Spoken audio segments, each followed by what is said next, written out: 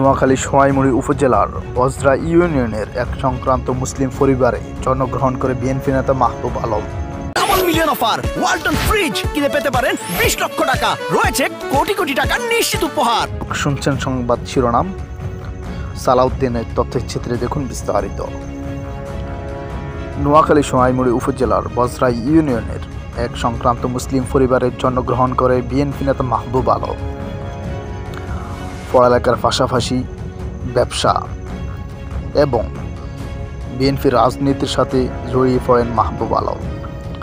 ছোটবেলা থেকে বিভিন্ন সমস্যায় এলাকার মানুষের পাশে দাঁড়িয়েছিলেন তিনি। অত্যন্ত সাহসী এবং মেধাবী একজন মানুষ। জিয়াউর রহমানের আদর্শে বিএনপির একজন লড়াকু সৈনিক। বিএনপির রাজনীতি যখন চ্যালেঞ্জের মুখে, ঠিক তখনই জিয়াউর রহমানের আদর্শ প্রতিষ্ঠা করতে সক্ষম হয়েছিলেন তিনি। জিয়াউর রহমানের আদর্শ নেতা তৎকালীন আওয়ামী লীগের আমলে 11 সময় অনেক নির্যাতন নিপীড়ন সহ্য করে দলের হাল ধরেছেন এই নেতা। অর্থনৈতিকভাবে দলকে সাহায্য সহযোগিতা করেছিলেন তিনি।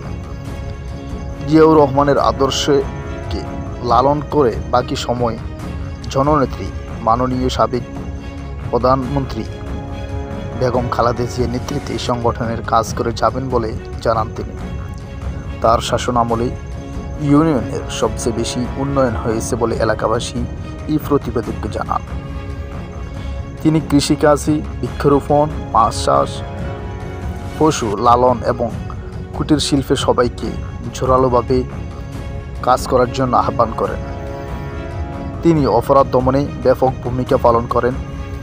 সরকারের ইশতেহার রক্ষার্থে উপজেলার প্রতিটি ঘরে তিনি বিদ্যুৎ পৌঁছানোর জন্য সর্বোচ্চ চেষ্টা করে গিয়েছিলেন। জনসংখ্যা, রাস্তা, ব্রিজ, কালভার্ট নির্মাণ করেন। টিউবওয়েল ব্যবস্থা করে দেন। জনগণের সেবায় নিজেকে সবসময় নিয়োজিত থাকেন। তিনি সবসময় জনগণের পাশে থেকে জনগণের সাথে মিলেমিশে কাজ করতে পছন্দ করেন। প্রতি মাসে সবাই সিদ্ধান্ত অনুযায়ী কাজ করেন। দেশে যখন বাল্যবিবাহ নিয়ে আলোচনা সমালোচনা ঝড় উঠেছে, ঠিক তখনই বাল্যবিবাহ প্রতিরোধ করতে সক্ষম হয়েছিলেন তিনি। কারণ ইফটেজিং বন্ধে তিনি ছিলেন সোচ্চার, যে কারণে বাল্যবিবাহ বন্ধ করতে সফল হয়েছিলেন। সবার আগেই মানুষের পাশে দাঁড়িয়েছিলেন মাহবুব আলম। তিনি বলেন, আমি বিভিন্ন রকমের হামলা মামলা নির্যাতনের শিকার হয়েছি। এরপরও আমি আমার দলের হাল ছাড়িনি, কারণ আমি জিয়াউর রহমানের আদর্শকে ভালোবাসি। আমি যতদিন বেঁচে থাকি ততদিন পর্যন্ত জিয়াউর রহমানের আদর্শিত বিএনপি করেই যাব।